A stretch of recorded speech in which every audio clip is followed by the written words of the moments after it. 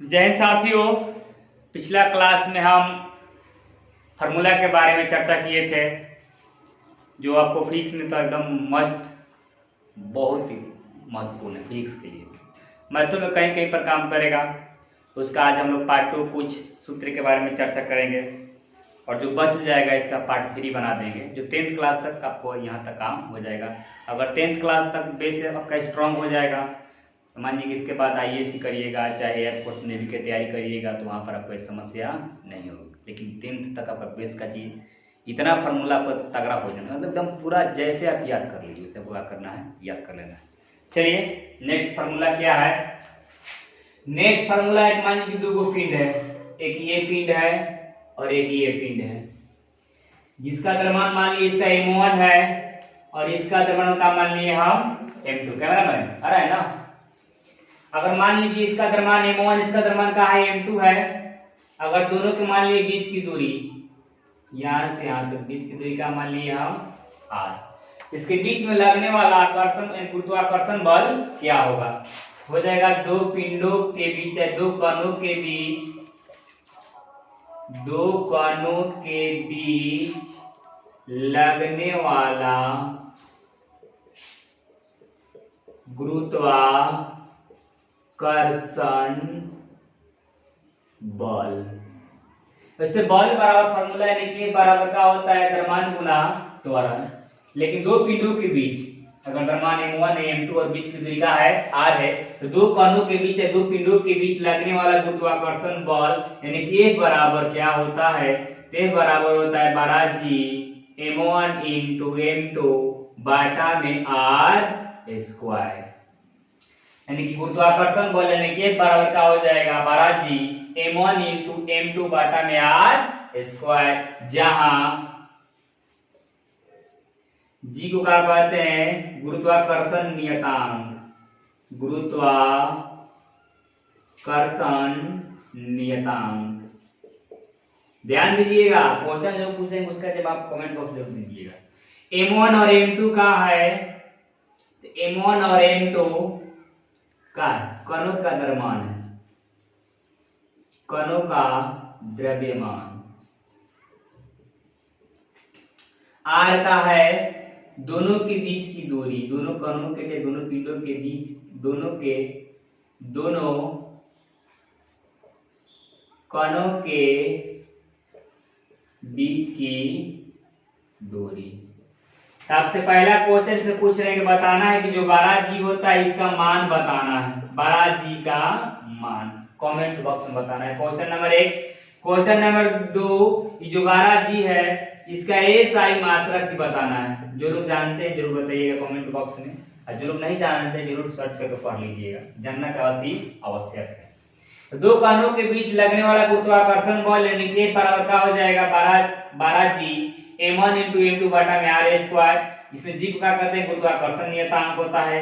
M1 और M2 का है, M1 और M2 का है कणों का द्रव्यमान यानी कि इसका और इसका द्रव्यमान, और R का है दोनों कणों के बीच का दूरी। आपसे क्वेश्चन का पूछे हैं 12G के मान बताना है, जो 12G है इसका मान कितना होगा जरूर जवाब देना है, और G का SI मात्रक क्या होगा, इसका मात्रक बताना है। नोट कर लीजिए, वीडियो को रोक कर नोट कर लीजिएगा, साफ कर रहे हैं। इसके बाद ये हो गया फार्मूला नंबर हमारा कौन था, ये 26 नंबर था। हम लोग 25 नंबर तक फार्मूला पिछला वीडियो में चर्चा किए, याद हो गया होगा। आशा करता हूं कि दो कणों के बीच लगने वाला गुरुत्वाकर्षण बल यानी कि बराबर का होगा, तो 12G M1 इंटू M2 बटा में R स्क्वायर। 27 नंबर फार्मूला का होगा G तथा G में संबंध, G तथा G में संबंध यानी कि छोटा G और 12G में क्या होता है, संबंध। तो ये संबंध होता है यानी कि G बराबर होता है GM बाटा में R स्क्वायर। ध्यान दीजिएगा, उसमें छोटा R था, इसमें कौन आ है 12R, उसमें M1 M2 दोनों का था, छोटा था लेकिन इसमें क्या है 12 है। तो G तो वही है, जहां G को क्या बोलेंगे, गुरुत्वाकर्षण नियतांक, गुरुत्वाकर्षण नियतांक। होमवर्क दिया है आपको, याद है ना? 12 जी के मान बताना, इसके एसआई मात्रक बताना है। और जो एम का है ये है पृथ्वी का द्रव्यमान, पृथ्वी का द्रव्यमान। और जो 12 आर है ये क्या हो जाएगा? पृथ्वी की त्रिज्या। जी का हो जाएगा गुरुत्वाकर्षण नियतांक, 12 एम का हो जाएगा पृथ्वी का द्रव्यमान, और आर का हो जाएगा पृथ्वी की त्रिज्या। तो उसमें होमवर्क 2 दिया। होमवर्क नंबर 3 इसमें है कि बताना है कि पृथ्वी का द्रव्यमान क्या होगा, यानी 12 एम के मान बताना है। 12 एम मतलब पृथ्वी का द्रव्यमान कितना होगा, कमेंट बॉक्स में जवाब देना है। क्वेश्चन नंबर 4 का होगा, क्वेश्चन नंबर 4 पूछ लेगा आपको पृथ्वी की त्रिज्या बताना है, पृथ्वी की त्रिज्या। क्वेश्चन नंबर 1 12 जी के मान बताना है। क्वेश्चन नंबर 2 उसका एसआई मात्रक बताना है। क्वेश्चन नंबर 3 एम मतलब पृथ्वी का द्रव्यमान कितना होता है। क्वेश्चन नंबर 4 आर, 12 मतलब पृथ्वी की त्रिज्या कितना होता है। और क्वेश्चन नंबर 5 जो जी के मान होता है, जो 12 जी के मान होता है, 12 जी का मान किस वैज्ञानिक ने बताया, किस वैज्ञानिक ने बताया।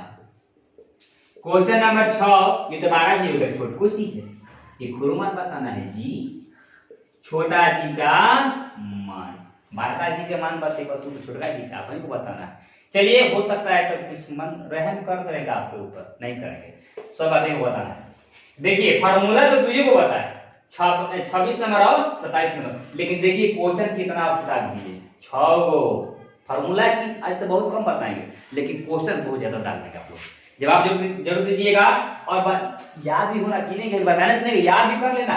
चलिए फार्मूला नंबर शुरू करते हैं हम 28।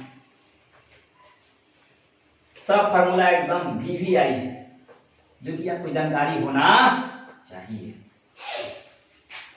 28 नंबर लेंस की क्षमता एक होता है, लेंस की क्षमता, इसको संक्षेप में बोलते हैं P बराबर 1/1।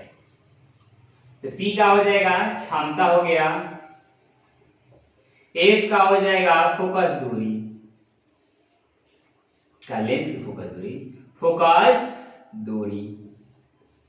P को क्या बोलते हैं संक्षेप पावर मतलब क्षमता, और F का हो जाएगा फोकस दूरी।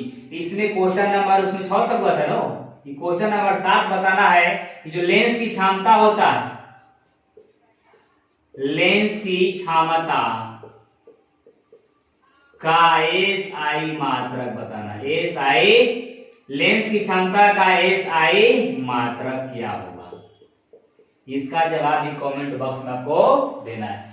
क्वेश्चन सूत्र नंबर 28 का हो गया लेंस की क्षमता यानी कि P बराबर 1/f यानी कि 1/f फोकस दूरी। P का है क्षमता और F का है फोकस दूरी। तो जवाब का देना है कि लेंस की क्षमता का SI मात्रक बताना है। आइए शुरू करते हैं 28 नंबर। 28 नंबर 28 हो गया नो। 29 नंबर 29 नंबर में आप लोगों को बताएंगे हम ओम के नियम है, ओम के नियम से V बराबर का होता है IR। ओम के नियम से V बराबर का होता है IR। यहां से हम I के मान निकाल सकते हैं। I के मान निकालेंगे तार इस तरफ आएगा, तार गुना में है, तो पहले क्या है V का हो जाएगा V बटा में R। एक फॉर्मूला ये है V बराबर होता है IR। I बराबर का हो जाएगा V बटा में R। तो अगर हम R के मान निकाला जाए तो तारों के मान निकाल लेंगे, तो V यानी I गुना में है तो क्या हो जाएगा भागा में, तो क्या हो जाएगा V बटा में I। जहां अब किसको क्या कहते हैं देख लीजिए, V का हो जाएगा विभवांतर। विभवांतर का होता है, विभव का अंतर का होता है, विभवांतर का, विभव में जो अंतर होता है उसे क्या कहते हैं, विभवांतर कहते हैं। सब बताएंगे, लेकिन फिलहाल में फॉर्मूला आ गया है, फॉर्मूला के चर्चा यहाँ पर कर दे रहे हैं, लेकिन सब का बेस मतलब शुरुआत सब पढ़ाया जाएगा। देखा विभवांतर I का हो जाएगा विद्युत धारा, विद्युत धारा, और R का हो जाएगा प्रतिरोध।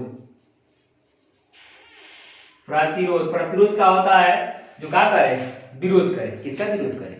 विद्युत धारा का जो विरोध करे उसी को क्या बोलते हैं? प्रतिरोध। तो क्वेश्चन वहां 7 तक हो गया था। क्वेश्चन नंबर 8 देखिए, ध्यान देखिएगा। बताना क्या है? विभवांतर का एसआई मात्रक बताना है। विभवांतर का एसआई मात्रक क्या होगा? Question number 8। क्वेश्चन नंबर 9 का बताना है विद्युत धारा का एसआई मात्रक बताना है। विद्युत धारा का एसआई मात्रक बताना है। क्वेश्चन नंबर 10 बताना है प्रतिरोध। प्रतिरोध का एसआई मात्रक। 10 को देखिए क्वेश्चन पूछ दिए, फॉर्मूला तो बेचारे को बताएं 26, 27, 28 और 29, लेकिन क्वेश्चन आपसे क्या पूछ दिया? 10 को। तो ओम के नियम से V बराबर क्या होता है? I R. आई बराबर V बटा में आर और आर बराबर V बटा में आई। तो V का होता है विभवांतर, आई का होता है विद्युत धारा और आर का होता है प्रतिरोध। क्वेश्चन क्या पूछे आपसे? विभवांतर का एसआई मात्रक, विद्युत धारा का एसआई मात्रक, प्रतिरोध का एसआई मात्रक। चलिए अब 30 नंबर शुरू करते हैं। क्वेश्चन नंबर सूत्र नंबर का होगा हम लोग का 30 होगा। 30 नंबर बताएंगे हम। 30 नंबर में हम लोग पढ़ेंगे प्रतिरोधों का समूहन।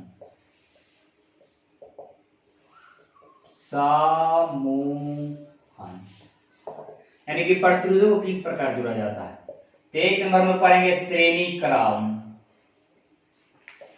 श्रेणी क्रम समूहन। श्रेणी क्रम समूहन क्या होता है? जो एक बार लाइन काट देंगे एक स्विच से तो पूरा लाइन का हो जाएगा, पूरा कट जाएगा। अगर एक बार लाइन दे दिए तो पूरा का लाइन चला गया। तो एक बार वोल्टेज ज्यादा आ गया तो सब का हो जाएगा, जल के लहर जाएगा। क्या होता है? श्रेणी क्रम। ये एक सीरीज में होता है। ये क्या होता है? सीरीज में होता है। अगर यहाँ से लाइन दीजिएगा तो पूरा लाइन का डिस्चार्ज हो जाएगा। ये क्या होता है? सीरीज में होता है। तो प्रतिरोधों का समूहन यानी कि श्रेणी क्रम RS, इस मतलब सीरीज। इसके लिए होता है R1 plus R2 plus R3। जब वो प्रतिरोध होगा यानी कि जब बल्ब लगाइए, बिजली है, टीवी चलाइए, वही हो जाएगा जब आप जोड़े हैं। 2 नंबर का हो जाएगा श्रेणी क्रम हो गया। 2 नंबर का होगा समांतर क्रम। समांतर क्रम समूहन। ये होता है बाटा में 1 बटा में RP बराबर 1 बटा में R1 प्लस 1 बटा में R2 प्लस 1 बटा में R3। ऐसे क्या हो जाएगा? बढ़ते ये जाएगा। तो श्रेणी क्रम में क्या होता है? R1 plus R2 plus R3। और श्रेणी क्रम में क्या होता है? R1 plus R2 plus R3। और समांतर क्रम में क्या होता है? 1 बटा में RP बराबर 1 बटा में R1 plus R2 plus R3 मतलब पैरेलल मतलब समांतर होता है। इस मतलब सीरीज यानी क्या होगा? क्रम है। तो देखिए क्वेश्चन तो 10 को पूछे थे, क्वेश्चन हमारे आपसे 11 पूछ रहे हैं। यानी कि जो हमारे घरों में विद्युत उपकरण लगे होते हैं, बल्ब लगा होता है, टीवी लगा होता है, फ्रिज, कूलर, तब आपको बताना है जो विद्युत उपकरण होते हैं किस क्रम में होते हैं? श्रेणी क्रम की समांतर क्रम। यानी कि हमारे घरों में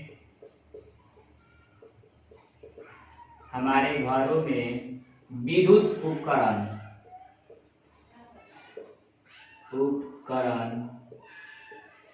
किस क्रम में जुड़े होते हैं चाहे लगे होते हैं।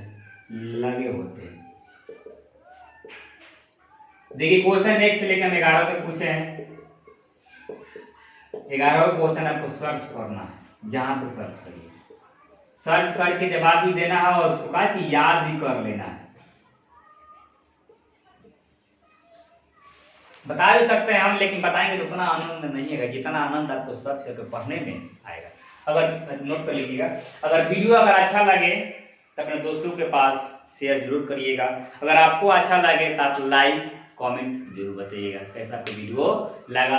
ये फार्मूला का हमारा हम लोग बताओगे पार्ट 2, पार्ट 3 भी देखेंगे कौन कौन फार्मूला बच गया है।